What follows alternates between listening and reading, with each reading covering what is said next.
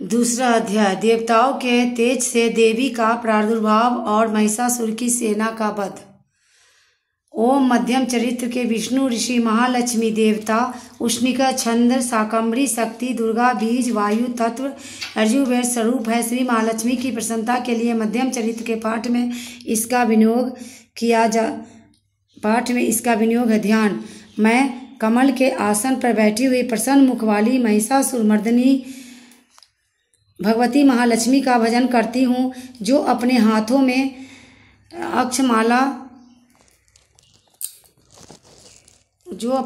में अक्षमाला परसा गदा बाण वज्र पद धनुष कुंडिका दंड शक्ति खड्ग ढाल शंख घंटा मधुपात शूल पास और चक्र धारण करती है। ऋषि कहते हैं, पूर्व काल में देवताओं और असुरों में पूरे 100 वर्ष तक घोर संग्राम हुआ था। उसमें असुरों का स्वामी महिषासुर था और देवताओं के नायक इंद्र थे।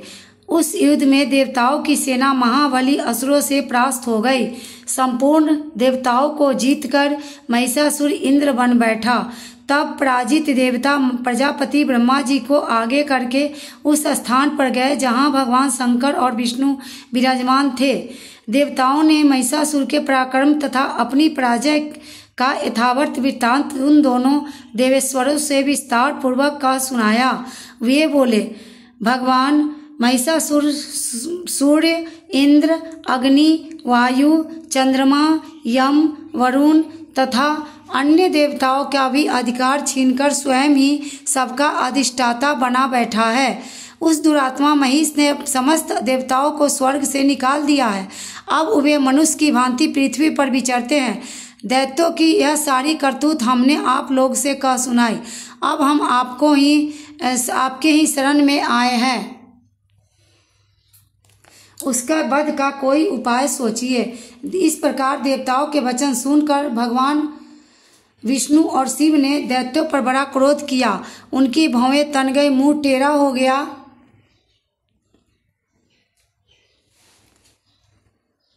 तब अत्यंत क्रोध में भरे हुए चक्रपाणी श्री विष्णु के मुख से एक महान तेज प्रकट हुआ। इस प्रकार ब्रह्मा शंकर तथा इंद्र आदि अन्य देवताओं के शरीर से भी भारी तेज निकला। यह सब मिलकर एक हो गया। महान तेज का यह पुंज जाज्वल्यमान पर्वत सा जान पड़ा। देवताओं ने देखा, वहां उनकी ज्वालाएं संपूर्ण दिशाओं में व्याप्त हो रही थी। संपूर्ण देवताओं के शरीर से प्रकट हुए इस तेज की कहीं तुलना नहीं थी। एकत्रित होने पर एक नारी के रूप में परिणित हो गया और अपने प्रकाश से तीनों लोकों में व्याप्त जान पड़ा। भगवान शंकर का तेज था, उससे उस देवी का मुख प्रकट हुआ।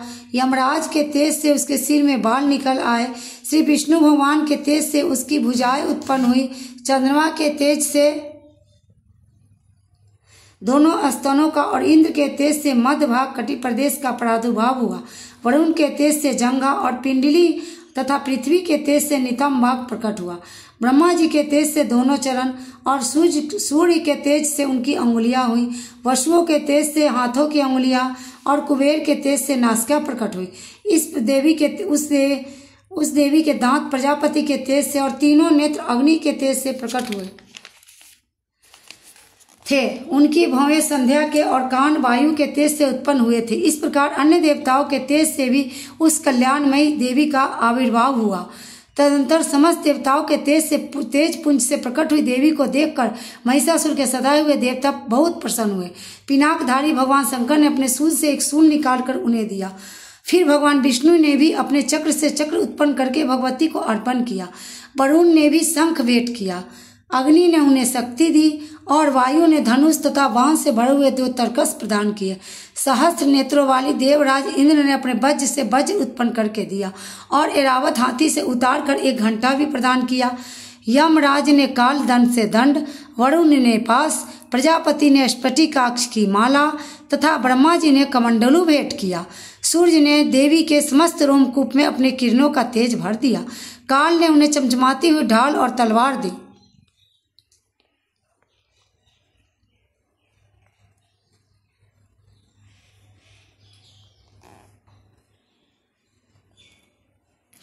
क्षीर समुद्र ने उज्ज्वल हार तथा कभी जीर्ण न होने वाले 2 दिव्य वस्त्र भेंट किए। साथ ही उन्हें दिव्य चूड़ामणि दी।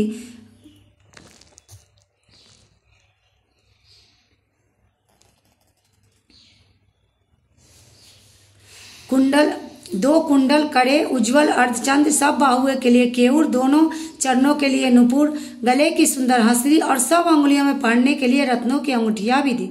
विश्वकर्मा ने उन्हें अत्यंत निर्मल फरसा भेंट किया, साथ ही अनेक प्रकार के अस्त्र और अभेद कवच दिए। इसके सिवा मस्तक और वक्ष स्थल पर धारण करने के लिए कभी न कुमलाने वाले कमलों की मालाएं दी।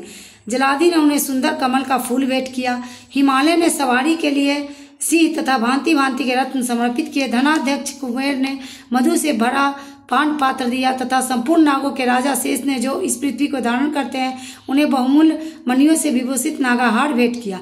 इस प्रकार अन्य देवताओं ने भी आभूषण और अस्त्र शस्त्र देकर देवी का सम्मान किया। तत्पश्चात उन्होंने बारंबार अट्ठास पूर्वक उच्च स्वर से गर्जना की। उनके भयंकर नाद से संपूर्ण आकाश गूंज उठा। देवी का यह अत्यंत उच्च स्वर से किया हुआ सिंहनाद कहीं समा न सका। आकाश उसके सामने लघु प्रतीत होने लगे। उससे बड़े जोर की प्रतिध्वनि हुई, जिससे संपूर्ण विश्व में हलचल मच गई। समुद्र कांप उठे, पृथ्वी डोलने लगी और समस्त पर्वत हिलने लगे। उस समय देवताओं ने अत्यंत प्रसन्नता के साथ सिंह वाणी भवानी से कहा, देवी तुम्हारी जय हो। साथ ही महर्षियों ने भक्ति भाव से विनम्र होकर उनका स्तवन किया। संपूर्ण त्रिलोक की क्षोभग्रस्त देख दैत्यगण अपनी समस्त सेना को कवच आदि से सुसज्जित कर हाथों में हथियार ले सहसा उठ खड़े हो गए। उस समय महिषासुर ने बड़े क्रोध में आकर कहा, यह क्या हो रहा है। फिर वह संपूर्ण अस्त्रों से घिरकर उस सिंहनाद की ओर लक्ष्य करके दौड़ा और आगे पहुंचकर उसे देवी को देखा, जो अपनी प्रभा से तीनों लोकों को प्रकाशित कर रही थी। उनके चरणों की भार से पृथ्वी दबी जा रही थी। माथे के मुकुट से आकाश में रेखा से खींची जा रही थी तथा वे अपने धनुष की टंकार से सातों पतालों को क्षुब्ध किए देती थी। देवी अपने हजारों भुजाओं से संपूर्ण दिशाओं को आच्छादित करके खड़ी थी। तदंतर उनके साथ दैत्यों की युद्ध छिड़ गया। नाना प्रकार के अस्त्र शस्त्रों के प्रहार से संपूर्ण दिशाएं उद्दासित होने लगी। चिक्षुर नामक महान असुर महिषासुर का सेनानायक था। वह देवी के साथ युद्ध करने लगा। अन्य देवताओं की चतुरंगी सेना साथ लेकर चामर भी लड़ने लगा। 60,000 रथियों के साथ आकर उदग्र नामक महादैत्य ने लोहा लिया। 1 करोड़ रथियों का साथ लेकर हनु नामक दैत्य युद्ध करने लगा, जिसके रोए तलवार के समान तीखे थे। वह असीलोमा नामक महादैत्य 5 करोड़ रथी सैनिकों सहित युद्ध में आ डटा। 60 लाख रथियों से घिरा हुआ बालकल नामक दैत्य भी उस युद्ध में लड़ने लगा। परिवारित नामक राक्षस हाथी पर सवार होकर घुड़सवारों के अनेक दलों तथा 1 करोड़ रथियों की सेना लेकर युद्ध करने लगा। विराट नामक दैत्य 5 अरब रथियों से घिरकर लोहा लेने लगा। इसके अतिरिक्त और भी हजारों महादैत्य रथ, हाथी और घोड़ों की सेना साथ लेकर वहां देवी के साथ युद्ध करने लगे। स्वयं महिषासुर उस रणभूमि में कोटि कोटि सहस्त्र रथ, हाथी और घोड़ों की सेनाओं से घिरा हुआ था। वे दैत्य देवी के साथ तोमर, बिंदीपाल, शक्ति, मूसल, खड़ग, परशु और पटिश आदि अस्त्र शस्त्रों का प्रहार करते हुए युद्ध कर रहे थे। कुछ दैत्यों ने उन पर शक्ति का प्रहार किया, कुछ लोगों ने पास फेंके तथा कुछ दूसरे दैत्यों ने खड़ग प्रहार करके देवी को मार डालने का उद्योग किया। देवी ने भी क्रोध में भरकर खेल खेल में ही अपने अस्त्र शस्त्रों का वर्षा करके दैत्यों के समस्त अस्त्र शस्त्र काट डाले। उनके मुख पर परिश्रम या थकावट का रंज मात्र भी चिन्ह नहीं था। देवताओं और ऋषि उनकी स्तुति करते थे। वह भगवती परमेश्वरी दैत्यों के शरीर पर अस्त्र शस्त्रों की वर्षा करती रही। देवी का वाहन शिव भी क्रोध में भरकर गर्दन के बालों को हिलाता हुआ असुरों की सेना में इस प्रकार विचरने लगा, मानो वन में दावानल फैल रहा हो। रणभूमि में दैत्यों के साथ युद्ध करती हुई अंबिका देवी ने जितने निश्वास छोड़े, वे सभी तत्काल सैकड़ों हजारों गणों के रूप में प्रकट हो गए और परशु, बिंदीपाल, खड़ग तथा शटिश आदि अस्त्रों द्वारा असुरों का सामना करने लगे। देवी की शक्ति से बड़े हुए वे गण असुरों का नाश करते हुए नगाड़ा और शंख आदि बजाने लगे। उस संग्राम महोत्सव में कितने ही गण मृदंग बजा रहे थे। तंत्र देवी ने त्रिशूल से, गदा से, शक्ति की वर्षा से और खड़ग आदि से सैकड़ों महादैत्य को संहार कर डाला। कितनों को घंटे की भयंकर नाद से मूर्छित करके मार गिराया। बहुतेरे दैत्य को पास से बांधकर धरती पर घसीटा। कितने ही दैत्य उनकी तीखी तलवार के मार से 2-2 टुकड़े हो गए। कितने ही गदा की चोट से घायल धरती पर सो गए।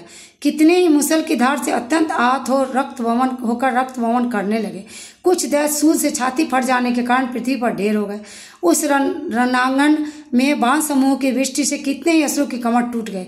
बाज की तरह झपटने वाले देवी पीरक दैत्यगण सब अपने प्राणों से हाथ धोने लगे।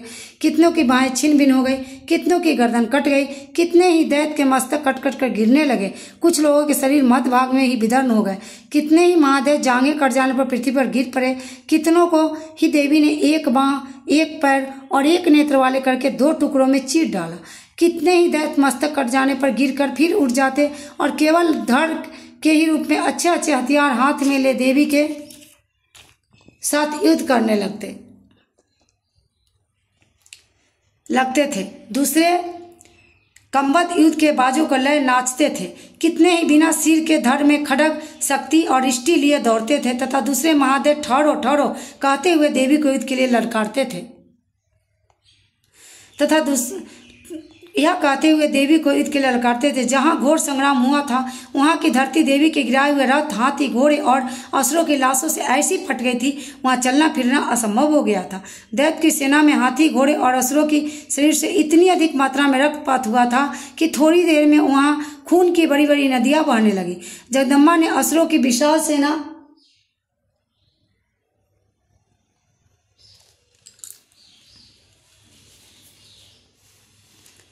क्षण भर में नष्ट कर दिया, ठीक उसी तरह जैसे तृण और काठ के भारी ढेर को आग कुछ क्षणों में भस्म कर देती है।